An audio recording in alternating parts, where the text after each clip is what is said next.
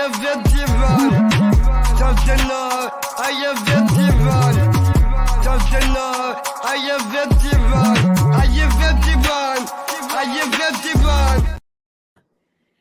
Hello, hello, hello, and welcome to the Awakened Winners podcast. I am super excited to introduce my guest, Brisa, today.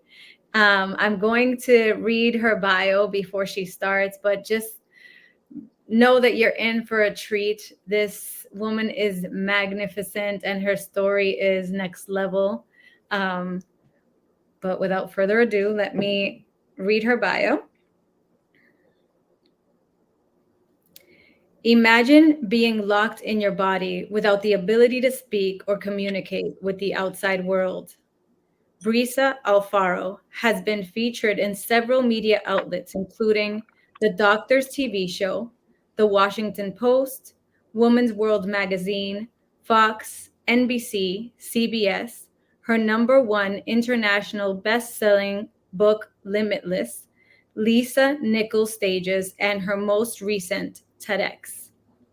She now shares an empowering tale of triumph over a brainstem stroke and emerging from locked-in syndrome. Brisa defied expectations and unleashed her comeback, and now she illuminates the path of breaking free from the grips of self-doubt that keep us feeling stuck and confined by the shackles of our circumstances. Okay. Next level bio, next level story. I am so excited to have you here. Thank you for being here.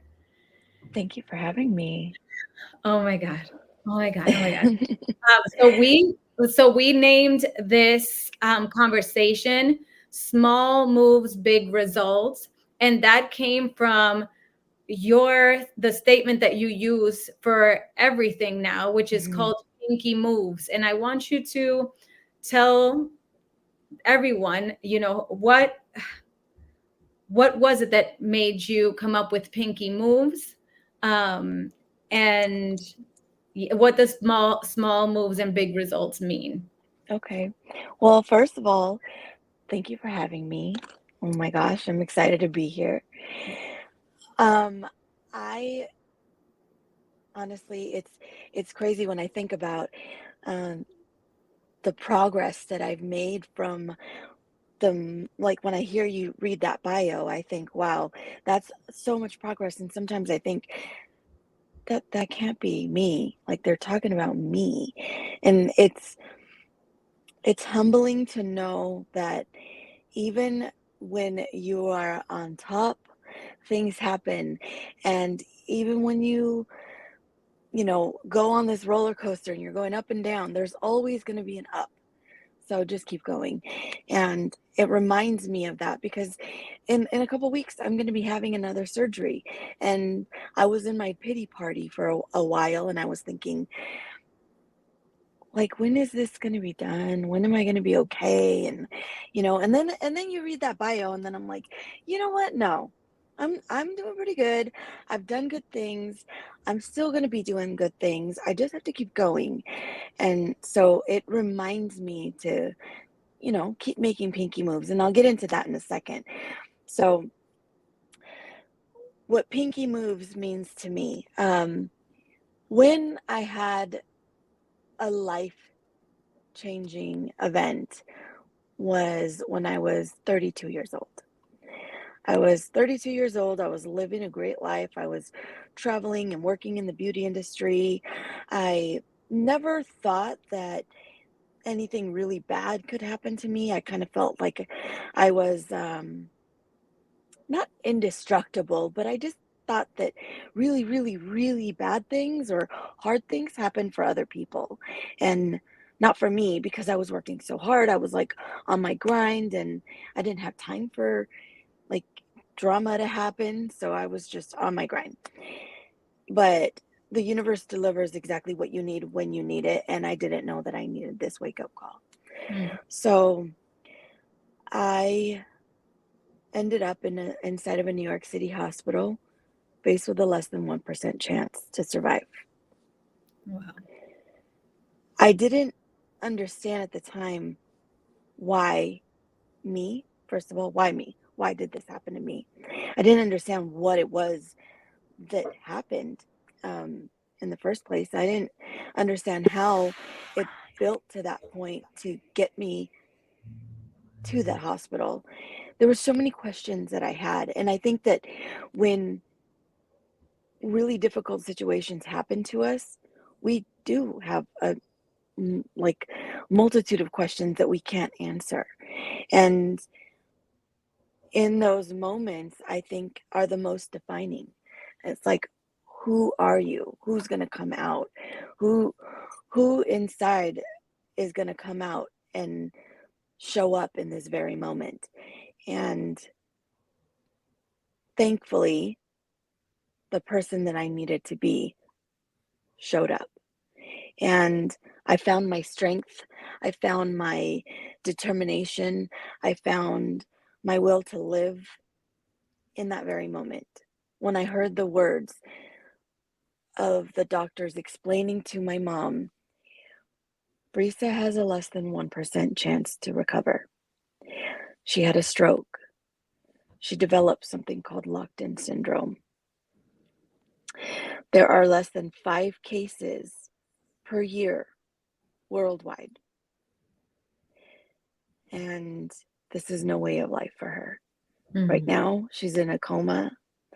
And if she starts making progress, the only progress that you'll get from her is eye movement.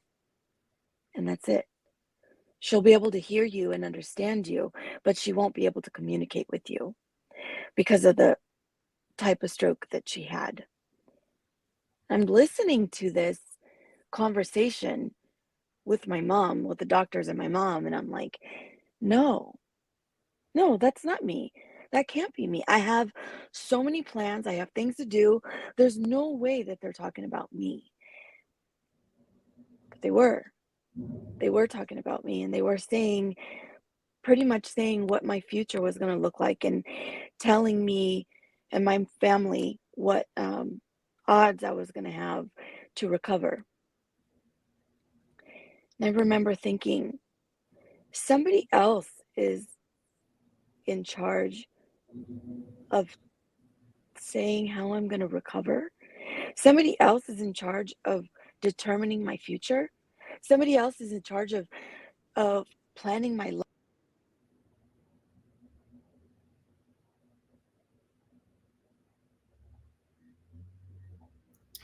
What the fuck? I don't know why you dropped. Is it back on? Yep. Hold on. Oh, I gotta wipe my nose, and I'm gonna have to edit anyways. That's okay. Yeah, you can just take that out. Somebody else determines that's where you were. Okay. So I was really confused as why I would allow someone else to determine my future.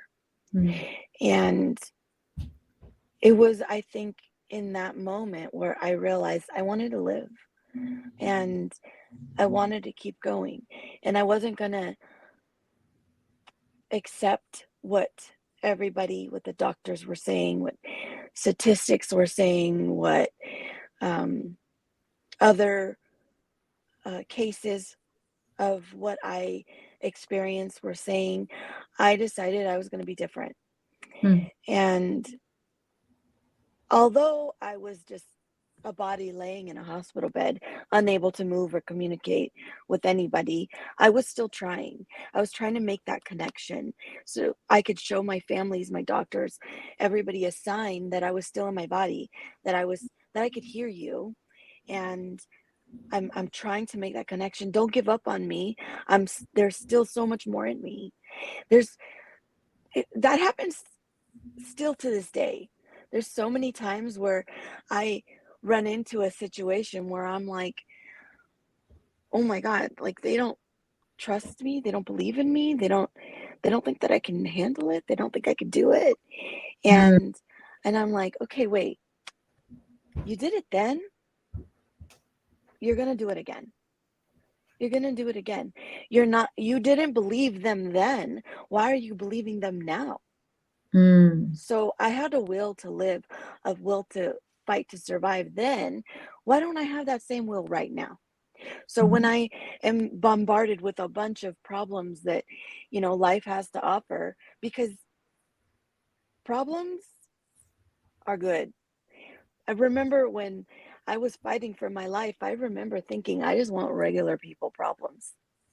I just want regular, like, I don't know, give me a phone bill. Like, let me try to figure out how to pay that. I don't want to learn how to live again. I don't Yeah. want to learn how to walk again. I don't want to learn how to eat again, breathe again. Like, all those things are not the kind of problems that I want. Give me a bill. I'll Right. figure out how to handle that. Or let me be late for my meeting, or let me miss the train that I was supposed to catch. Like, whatever it is, those problems, I'll take those problems all day. But Well, the problems, I'm sorry, go I ahead. just want to highlight because some people haven't heard your story. This is the first time they're hearing your story. And I just want to highlight, like, the stroke you had Hmm. was not your typical stroke, right? It was a No. stroke that left your whole body paralyzed. And Yeah. all that functioned was your mind, your brain. Hmm. So in this state, you were thinking, I was thinking. and you can hear what was happening, and the doctors talking and just saying that, things were not looking good for you. Hmm. But in your mind, you were like, I got "No, stuff to do. this person is not talking about me, because I'm getting out of this situation, and I'm gonna come back even better Yeah. than I was before." And I'm just curious of where did that will come from? Well, let me tell you. In the Mm-hmm. very, very beginning, when everything first happened, of course, it was a shock to my system. Of course, it was like, wait, what's going on? And I didn't understand it. And two, I had to, like, go through the motions. I had to feel the feelings of, like, oh crap, this just happened. It's kind of like, uh, um, you're driving along and you get in a car accident. You're okay, but you're still, like, in shock, like, oh my God, this just happened. And then you start thinking of all the things that you have to, like, accomplish after. Okay, I gotta call my insurance company. I gotta do this. I gotta do that. So I kind of got into that state of, like, okay, what do I got to do next? I know that this just happened and that sucks. And I was, like, in the moment for a while where I was grieving and I was crying, like, on the inside, because I physically couldn't cry. I don't know why, but in the inside, I was crying. I was Wow. grieving, and I was, I was in shock. I was all the things, but I couldn't really express that I was. Mm-hmm. So I remember feeling like, why me? Why did this have to happen to me? Out of everybody in the world, why me? I remember thinking that. I also remember feeling isolated, like nobody understands, nobody gets it, nobody knows. Like, I'm the only one that's fighting this battle. I'm the only one. Nobody else can help me because nobody knows I'm in this battle. Mm. Nobody knows that I'm trying to survive. Nobody knows that I'm trying to figure this out. And everybody is just kind of, uh, I don't know, watching on the sidelines. I felt like I was the main player, and Mm. everybody was in the stands Mm. watching me. Wow. And I wasn't performing. And it was a big shock to my system because I felt like I was so used to being the MVP. I was so used to, like, showing up for my fans, for my people, for my family. I was so used to it. So now I'm like, okay, I got to show them. I got to show them a sign. And sometimes when we're in when we're in the thick of it, when we're Mm-hmm. feeling the worst, when we're feeling it's the hardest, when it's the hardest to move and move forward and go on. I think God sprinkles a little bit of light wherever you need it. And it's up to you to go and receive that light. And it comes in different forms. And for me, my mom was always in my light from the very beginning. My mom was very in denial of what the doctors were saying. She was like, no, no, no, my daughter's fine. She's going to be fine. She's Mm-hmm. going to be fine. And they would say, no, ma'am, I don't think you understand. Your daughter has a less than 1% chance to recover. She has something very severe, locked-in syndrome. That's like, it's a brainstem stroke. That there's no possible way that she's going to be able to make this. This is a less than 1% chance. I mean, a miracle has to happen. And my mom's like, you don't know my daughter. You don't know the strength that my daughter has, and you can't make that decision for her. She's going to make it. And I remember her will and fight for me, and it reminded me to fight for myself. And my mom, I'm telling you, she did everything. She would sing to me. She would play music for me. She would touch like parts of my face and say, I'm touching your cheeks, Brisa. Do you feel that? I'm touching your cheeks. She would touch my hands. I'm touching your hands. Do you feel that? So it was kind of like making my mind connect to the feeling and sensation, like make that connection. Then she did something for me and she played an audiobook.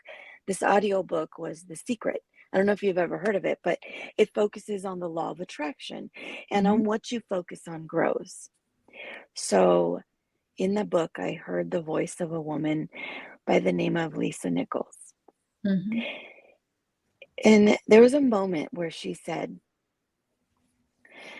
the first step is to ask, make a command to the universe.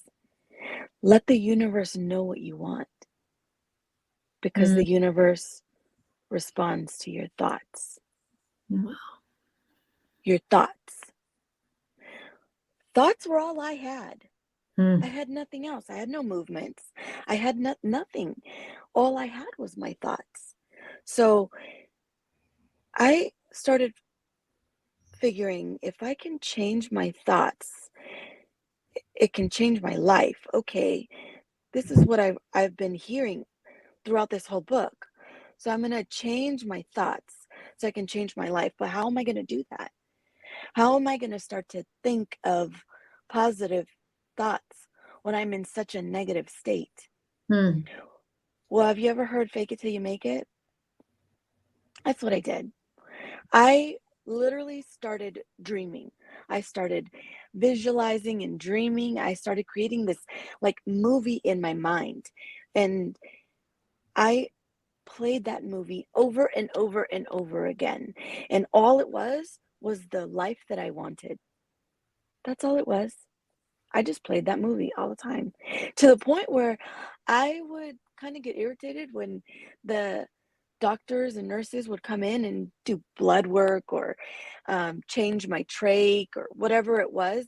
I would be like, oh, I was just dreaming. I was having my movie in my mind of what my future is going to look like.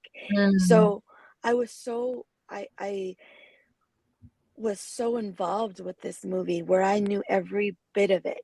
I knew what I was going to be wearing. I knew what I was going to be doing. I knew where I was going to be going. I knew what it was going to smell like outside, what it was going to look like outside, what it was going to feel like outside, what I was going to feel like when I start walking and talking and being with my family at Thanksgiving and like all the things. So I started dreaming about these moments so much that they were so vivid.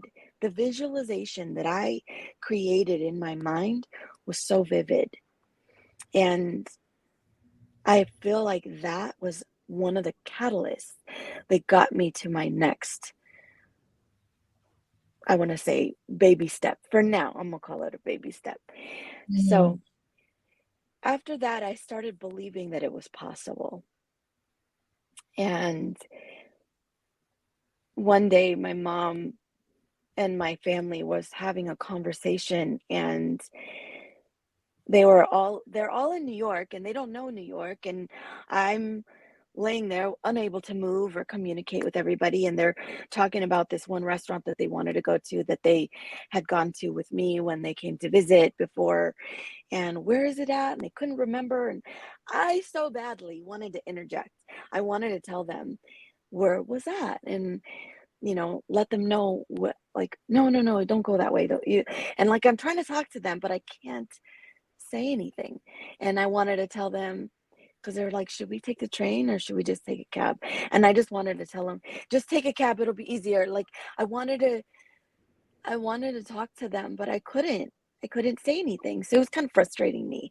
And I used that frustration to give me something that I needed more than ever in that very moment.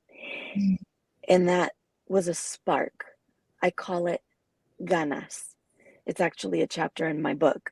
Ganas. Like you need that will. You need that will to just keep going, to survive.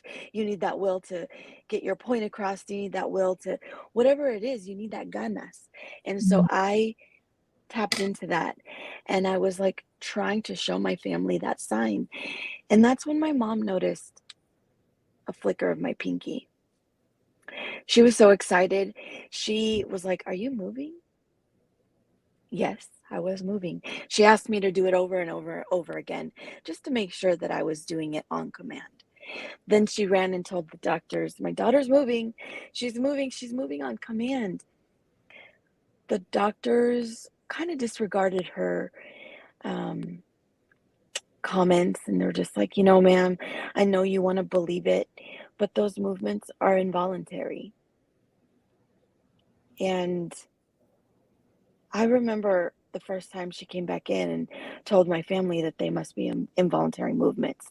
I remember thinking, like, this can't be it.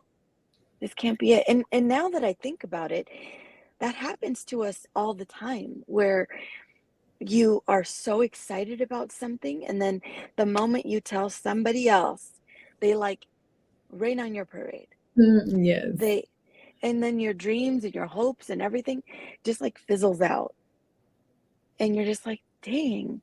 So my mom, being the Latin mom that she is, Can I sorry, go just say ahead. something? Hmm. So, because I'm like listening, because I totally get that part where you share something and somebody just rains on your parade and they're saying the worst. Like you met somebody and you're like, oh my God, how exciting. Oh, Yes. that's just the beginning. It's like, okay, well, not sharing with you next time. Because you want to be with somebody, even if it's for a moment that Yeah. you feel joy, you want somebody that adds to that. You got to Um, find your tribe. Yes, yes, but to think for you, you were hearing this from from doctors, right? Hmm. Like it was like a no hope. There was no hope. Anything that felt hopeful, they were like, no, that's Smash not, it. it's nothing, nothing's gonna happen. She's not. So Like you don't if understand. Hmm. if you're listening to that, your own belief in yourself could that could Hinder. impact your own belief, Hmm. right? Unless you have an amazing mother Hmm. that puts a book on so that you can listen to, so Hmm. that you can hear how powerful you are. Like, I want to cry. Yeah. Like, how incredible is your mother? Yeah. How And incredible. and sometimes, you know what? Those people come to you in different forms. For me, it was my mom. Hmm. And for other people, it could be a friend, it could be a Yep. sister, it could be a brother, it could be an uncle, it could be, someone, I remember having great conversations when I lived in New York.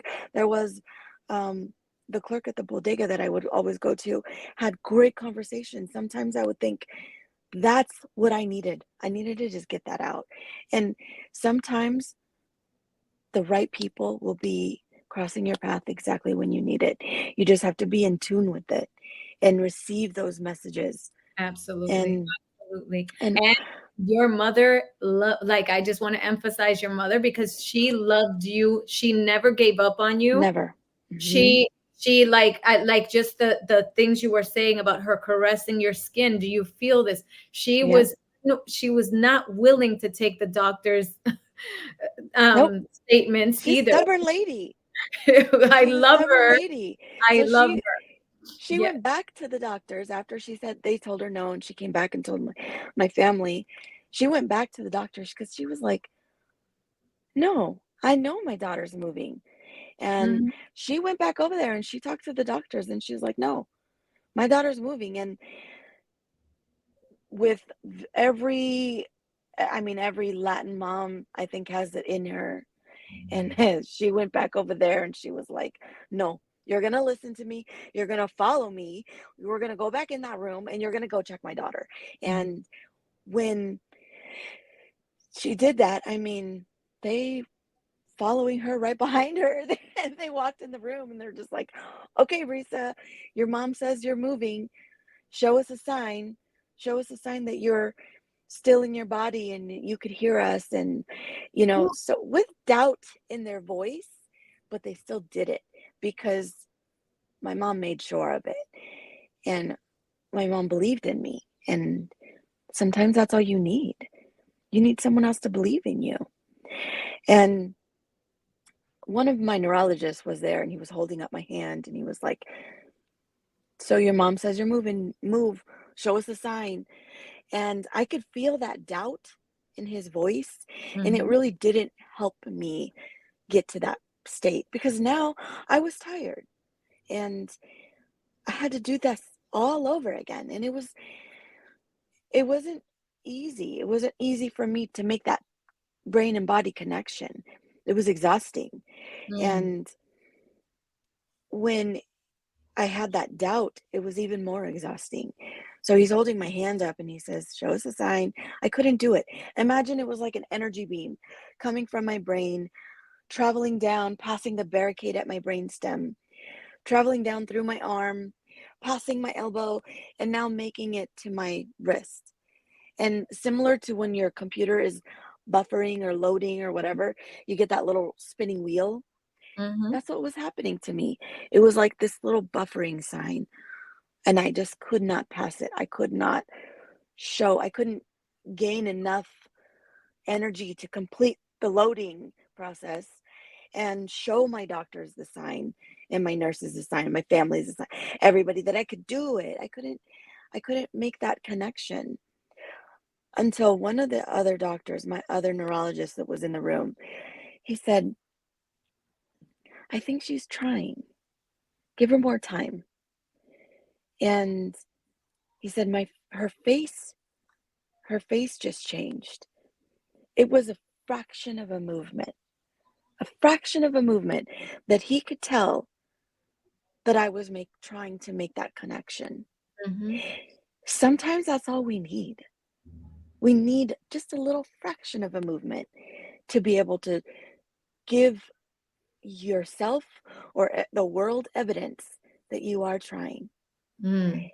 And that's how it came through. And he gave me more time. And because of that, it gave me more of my own belief system to be able to keep trying and to be able to keep going. And because of that, I was able to make that connection and send that energy to my pinky again and make that pinky move. And when I did, the whole room erupted and they were so excited. And I wish I could tell you that right from that day on, I just got up and walked out of the hospital, but that didn't happen. It Mm. was a pinky move. And then that pinky move turned out to be my hand moving. And then that pinky move evolved to my arm moving. And then that pinky move evolved to my whole right side of my body. And then my left side came later. And it was just like little things here and there. And months later, I learned how to walk. I learned how to talk. I learned how to walk with a walker and then a cane. And then eventually I was walking unassisted. And all of those micro victories, they all stemmed from that tiny pinky move. So there is power behind a micro move. And a micro move is just a pinky move, a micro move in the direction of your goals that'll ultimately lead you to massive success. And a lot of times we just want the big, massive victories. And we want that to happen right away. But you can't experience that big celebration, that big victory, without passing these little tiny milestones. That's why when a baby falls, when they're learning how to walk, we all clap and celebrate that the fact that they took 2 steps. Yeah, they fell, but nobody's looking at that baby going, oh, you messed up. You might as well never try to walk again Right. Yes. because you keep falling. Nobody does that. Everybody just claps and celebrates because it encourages them to keep trying. But we stopped doing that to ourselves. We stopped celebrating our pinky moves, our progress, our little tiny victories that we make along the way. I'm absolutely so inspired by your story. So many amazing gems and moments that are possible, like a moment for somebody to listen and see that something else is possible. Like you have so much power within you. But I wanted to go through some of the stuff that I wrote that I like found pretty amazing. I mean, your whole story is amazing, but feeling alone, isolated, and trapped in your own body, like I can't even imagine what that felt like in the, like literally you're trapped in your body. You can think, but you can't speak. You can't move your body. You can hear. You can't even shed tears. Like the level of like I have like right now I feel I I have nothing. There's no way for me to even communicate right now. Whoa, that's incredible. And then having your mother, and I'll mention her again, never giving up, touching your skin, and just helping you feel like, can you? Remind me. Yes. And then you were listening, like she gave you something to listen to. But the thing about you is that you were listening intentionally. Mm-hmm. And intently, like I am listening to receive whatever I'm supposed to receive to from this in order to get what I need so that I can get out of this essential. Situation. Mm-hmm. I imagine it felt like a Oh, prison. yeah, it is. It is. um Mhm. and then just the ganas, the word ganas, that in Spanish it's like The will your to live. will. But I Mhm. also know that ganas, I don't know if it's the same from where you're from, but ganas means winning, like Mhm. cuando ganas algo, Mhm. Yep, right? same. When you win something. Mhm. uh, so That one. I love that it was like dale gana, give it Mhm. will, so that you can win, Mhm. essentially. And Mhm. you did what you needed to do, and I'm sure that it took, like, it felt like probably a lifetime to get your whole body moving again. And what was that like for you to finally go through everything that you needed to go through in order to turn things back on? Well, because it did happen, in its own time, I was able to appreciate everything that was coming back. So I think that a lot of times we take it for granted, um, anything. We take breathing for granted. We take feeling for granted. We take Mhm. experiencing for granted. So I was able to go back to the very beginning, essentially like a newborn baby. And I was able to appreciate every single thing that I was experiencing. So I was able to appreciate the fact that I could sit up in a wheelchair and that I could keep my head up because at the time it would just like fall to the side. So I was appreciating the fact that I could sit in a wheelchair and I appreciated that moment. I still wanted more, and there's nothing wrong with wanting more. You can want more and still appreciate where you're at now. Mhm. It doesn't mean that you're not, loving this moment because I was appreciating the fact that I could sit up in a wheelchair and that I could wheel myself in the wheelchair. Then later, I remember them wheeling me outside for the first time. I was in the hospital for months, and then when they finally wheeled me out, I remember I was able to sit up in the wheelchair, and I could, because of that, they could take me outside. And it started sprinkling, and they wanted to take me in, and I was like, no, no, no, no. Like I wanted to stay outside. And I couldn't speak because of my stroke and my what was going on with me. So I had a little board where I could write or type what I wanted to say, and I told them that I wanted to stay outside. So I felt the raindrops on my skin. And it's something that we take for granted. Like, we don't think about those things. Like, I was allowing every raindrop to soak into my skin because I remember thinking that almost went away. I was never going to experience that again. And now I get to experience it just like it was brand new, just like a baby, a toddler going out to see snow for the first time, allowing that snow to like reach your body and touch it and like taste it and all the things. And I was feeling that.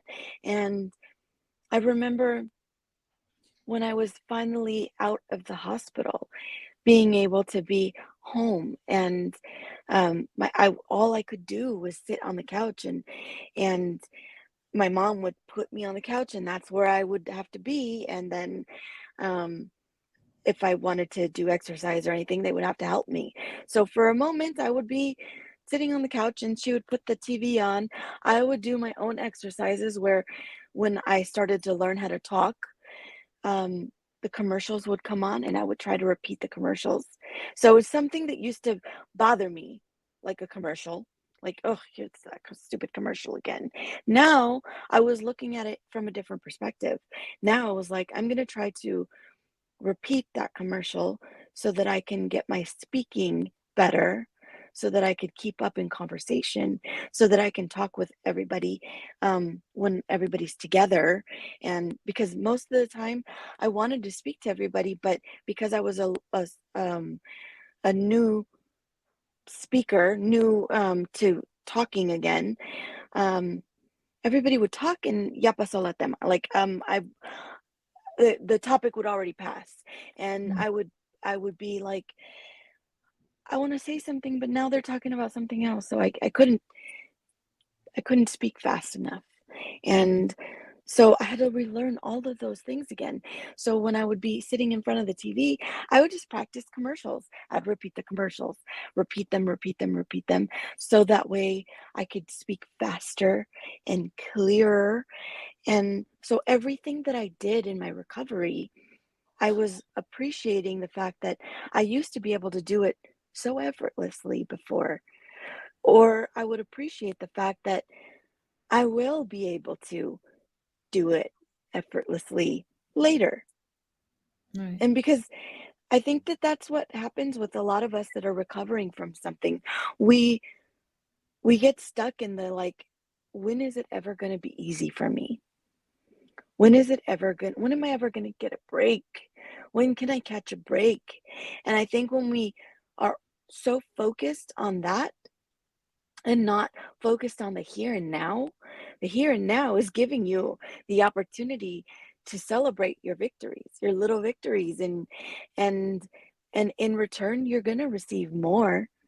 You're going to receive more, but if you keep focusing on what's difficult for you, you're going to receive more of that, more Right. difficulty. Right. Right. So I based my recovery off of celebrating what I could do, celebrating all of my pinky moves, whether it be learning how to speak again, learning how to breathe again, whatever it is. I mean, even now, next week, I'm going to be having a surgery on my airways. And this is something that I've been dealing with it ever since my stroke. So when I was in the hospital, they had trached me so that the machines were breathing for me, but they didn't know that I was going to develop scar tissue and it was going to block my airways make it hard for me to breathe and speak and all the things. So every so often I have to get searched. So this is going to be my ninth surgery, I think, where they go in and they take out the excess scar tissue that has been building in my airways. And honestly, I look at that like every single time. I'm excited about the recovery. I'm excited that I'm going to be able to breathe again. I'm going to be able to speak again. I'm going to be able to do podcasts all over again without any issues of breathing and speaking, because by the end of the night, my voice is pretty much gone and I can't speak Yeah. anymore. So I'm excited because my surgery means that I'm going to have my voice back again. And if I focused on the fact that, oh my God, this is going to be a 3-week long recovery, it's going to be painful. I'm not going to be able to talk. I'm going to have to walk around with a whiteboard or some kind of device to be able to talk to my family because I'm not going to have a voice for 3 weeks. Like, this is going to suck. Well, guess what? It is going to suck. And you're going to keep getting more and more and more of things that you can, like, you're going to get more evidence and see how this is going to suck for you. But if you focus on the positive, you're going to receive more of that. So that's literally what I've done from day one, all Right. because of those voices that I heard from that book when I was recovering from locked-in syndrome. And I've just continued on. So incredible. I have, there's so much. So one of the things I'd like to share is my book, because my son is one of my biggest inspirations. And my true why I am who I am right now. Truly, his life inspired and sparked so much within me. And so I wrote a book, and it's called The Awakened Winners. Hey, and this is my beautiful son. And the subtitle is "We Already Won." And I absolutely love just the title, because it says so much. Even when I'm listening to you, right? Like, if I already won and I put myself in a competition and I win that competition, then I get to be extra excited about winning. But I'm not defined by that, so that if I lost, that I wouldn't feel good about myself, or my identity would be lost, because my identity isn't on winning if I already won. Right? So it's such a game changer to live life from the perspective of a winner. And also, in listening to your story, like I think I mentioned to you that I had a tumor in my hamstring. Oh, yes, yes. Like, over 5 years ago, I had a tumor in my hamstring, and I was like, I remember a night that I woke up like at 4 in the morning. I was laying next to my son, and I started to cry so heavily. I couldn't even breathe, right? I'm hyperventilating. I sent a message to my sisters. I need somebody to talk to. One of my sisters calls me, and I'm crying because I might die or lose my leg. Like, the worst case scenarios I was thinking of. And I was like, I want to live. I want to be here for my son. But then in a moment, something shifted for me, because I realized that I was future tripping. And I call it tripping because, Yeah, hello, who said any of this is going to happen? And even right. if it is, how am You I figure it living? out. How am I living in the moment? Right? If tomorrow is my last day, how am I living now? Am I living in such deep gratitude that I feel alive, and I'm like, wow, I'm so grateful that I'm alive right now, because this is the only thing I have control over. I don't have control over anything else. And the experience was so incredible that I remember, I mean, God was with me through the whole thing. Like, God, I was channeling, and oh my God, the depth. And then I remember when they were rolling me in to get my surgery. Now they were going to cut my leg from right below my butt to the back of my knee to get this tumor out, because it wasn't a small tumor. I literally have a scar this big in my hamstring. Wow. Battle wounds. Yes, exactly. But also awakening wounds. For me, Yeah. that wasn't an awakening wound. So I'm like being rolled into get surgery. And I remember that the nurse says, "Are you ready to get your happy medicine?" And I said, what happens when you give a happy person happy medicine? Because I was rolling into surgery so happy. Mhm. I had let go of this idea that I had control over anything other than how I receive the moment. So I Amen. can reject it or I can accept it. And I prefer to accept it and just be as happy as can be. Hmm. Right. That the at the end of my surgery, I remember waking up. I was still in the surgery room, and I'm pretty sure like I was on my stomach because it was on my hamstring.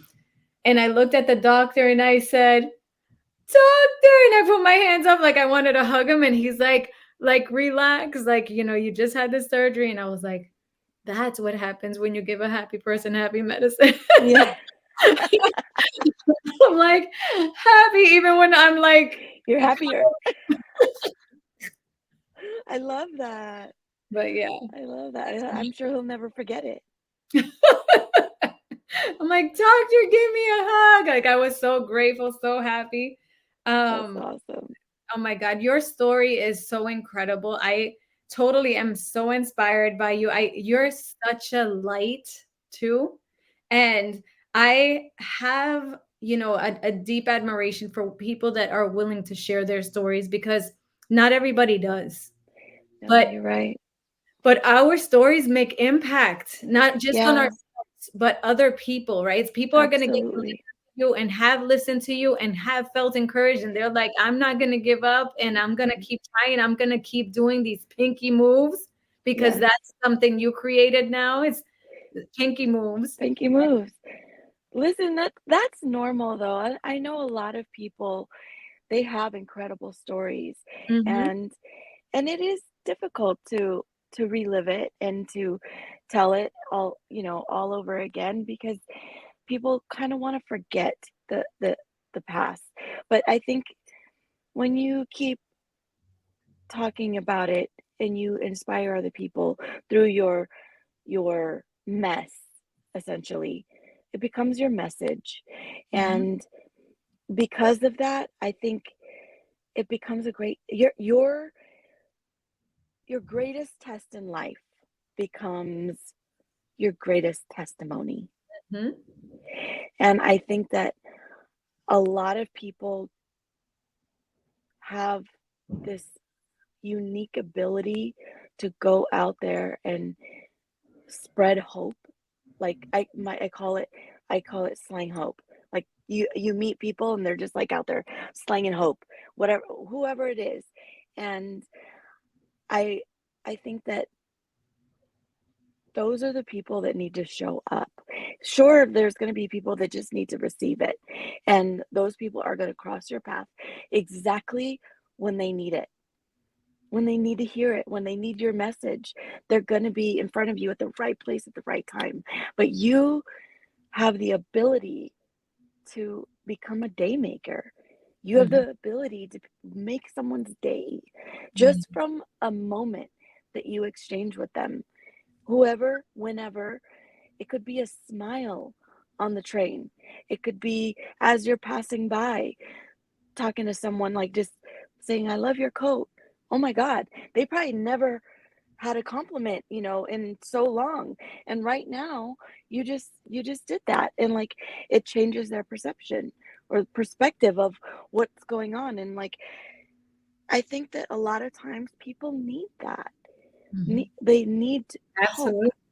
They need Absolutely. to know that it's not that bad. I mean, if it could be someone in the waiting room while you were about to get your surgery and seeing how excited and happy you were about to get your surgery, and you were like not fearing it, Mm-hmm. where they were fearing what might happen, because you were living in the here and now, and you Right. weren't living, in what could be or what might happen or whatever. You weren't living in that state. You were living in the here and now, and you were happy, and you were loving life, and you were appreciating life. It gave them the signal that they could do it too, Yeah. and it might have changed their perspective. I remember going for a walk at a park a few years ago, and there was a woman. I was with my dog, and I don't know how we ended up talking, she and I, but we talked and walked around. And months later, we bumped into each other. And I know she was struggling that day at the park, but we were just having a conversation about her struggles, and I don't remember what I shared with her, but months later, we connected again, and she said, "You know that day that we were walking in the park? You saved my life." Wow. Like, I want to cry just thinking about it. I remember she said that she was thinking of jumping off the bridge. Wow. Wow. And after having a conversation, the conversation she had with me, something shifted for her, and she decided she wanted to live. So really, essentially, I didn't even know the impact that I'm having. I never do.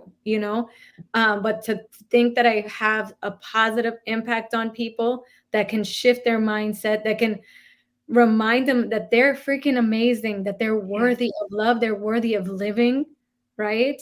And the song that came up for me as you were speaking was that song that goes, "Don't give up, you got a reason to live." Hmm. I think it's you two that sings that song, but everything about this conversation is about that. It's like, don't give up. You got a reason to live, right? Yes. Yes. Just to bring a funny thing in, even us, right, with this podcast. How many times didn't we, like, Oh, I literally, know. for those that don't know, Brisa and I have tried to record other times, but the It just didn't internet, line up. it just Things wasn't didn't line up. working. But we didn't give up, and we did this, and I'm like so excited that we got a full recording and that people are going to be able to listen to your story and our conversation. We are merging into an hour, and I want to keep it there, but I want to hear anything else that you want to share, and what message you want to leave for the people that are listening. If there's one small message that you want to leave with the listeners, that is just that message. I mean, aside from that, pinky moves, baby, because that's next level. um Let us know. Oh gosh, there's so many